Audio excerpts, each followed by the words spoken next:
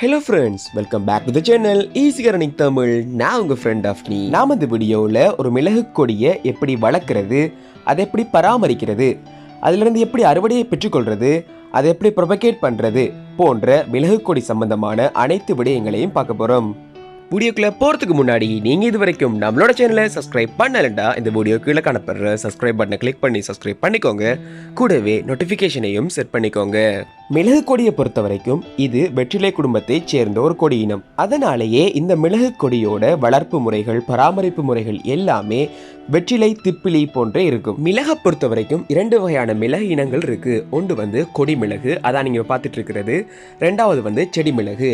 நீங்க மாடித்தோட்டத்தில் வளர்க்க போறீங்கன்னா செடி மிளகை செலக்ட் பண்ணி வளருங்க. இது நீங்க நிலத்தில் வளர்க்க போறீங்கன்னா கொடி மிளகை செலக்ட் பண்ணி வளருங்க.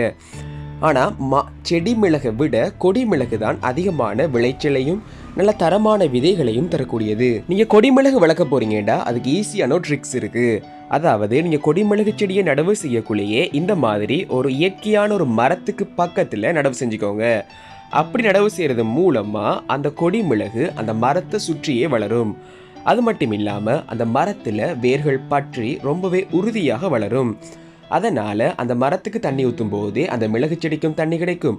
அது மட்டும் இல்லாமல் அந்த மரத்தில் அந்த மிளகு செடி பற்றி வளர்றதும் பார்க்கறதுக்கு அழகாகவும் இருக்கும். மிளகு காய்த்ததுக்கு அப்புறமா அதை அறுவடை செய்கிறதும் ஈஸியாக இருக்கும். கொடி மிளகை இந்த மாதிரி மரங்களோட சேர்த்து நடவு செய்யும் போது நம்மளால ரொம்ப ஈஸியாக பராமரிக்க முடியும். கிட்டத்தட்ட பராமரிப்பு வேலையே இல்லை என்று சொல்லலாம்.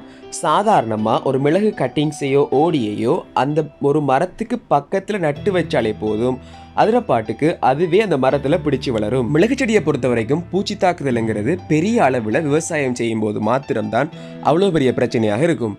ஆனால் வீட்டு தோட்டத்தில் 1-2 செடிகள் வச்சு நம்ம நடவு செய்யும் போது பூச்சி தாக்குதலுங்கிறது அந்தளவு பெரிதாக இல்லை. அதனால் ரொம்பவே ஈஸியாக மிளகு செடி வளர்க்கலாம். அடுத்ததாக எப்படி மிளகு கொடியிலிருந்து மிளகை அறுவடை செய்கிறதுன்னு பார்ப்போம். இப்போ பார்த்தோம்னா ஒரே மிளகு கொடியிலிருந்து நம்மளால் வெண்மிளகையும் பெற்றுக்கொள்ள முடியும், கருமிளகையும் பெற்றுக்கொள்ள முடியும். இப்போ நமக்கு கருமிளகு வேணுமெண்டா அந்த மிளகோட பழங்கள் பச்சையாக இருக்கும்போதே பறிக்கணும்.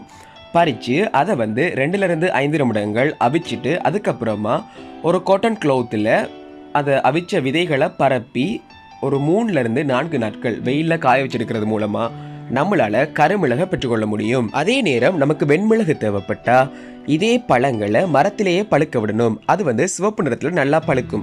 பழுத்ததுக்கு அப்புறமா அந்த பழங்களை பறித்து 3-4 நாட்கள் நீரில் ஊற வச்சதுக்கு அப்புறமா அந்த மேற்தோலை ஈஸியாக நீக்கலாம்.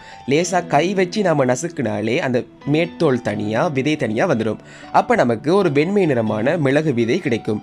இந்த மிளகு விதையை நல்லா துடைச்சிட்டு அதை நிழலில் ஒரு 4-5 நாட்கள் காய வச்சு எடுத்தோம்னா நமக்கு வெண்மிளகு கிடைக்கும். அடுத்ததாக செடி மிளகை பற்றி பார்ப்போம்.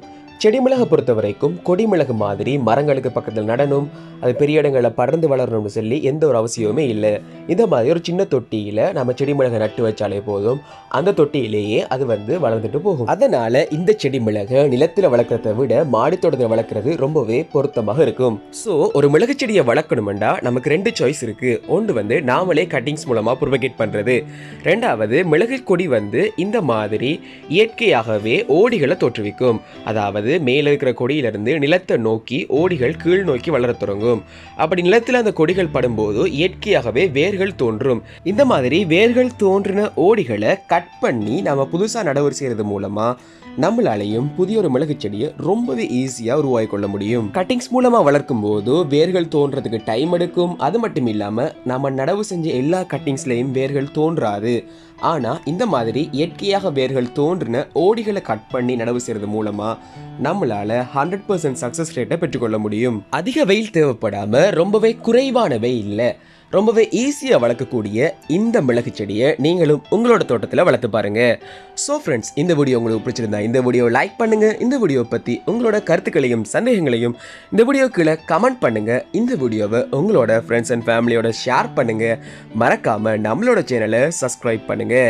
தேங்க்ஸ் ஃபார் வாட்சிங். Happy gardening.